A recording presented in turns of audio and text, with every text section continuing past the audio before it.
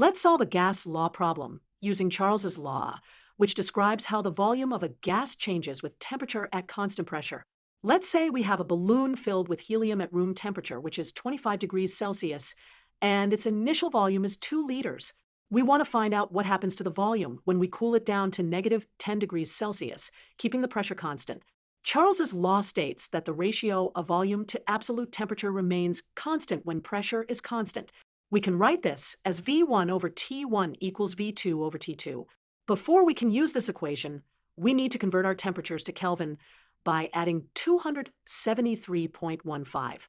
For T1, 25 degrees Celsius plus 273.15 equals 298.15 Kelvin. For T2, negative 10 degrees Celsius plus 273.15 equals 263.15 Kelvin.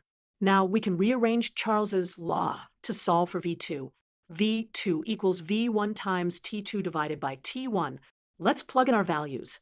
V1 is 2.0 liters, T2 is 263.15 Kelvin, and T1 is 298.15 Kelvin.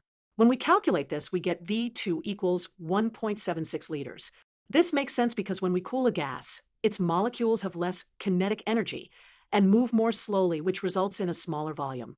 You can see this represented by our balloon getting smaller. In conclusion, Charles's law helps us predict how the volume of a gas will change with temperature when pressure remains constant. Remember to always convert temperatures to Kelvin before using gas laws.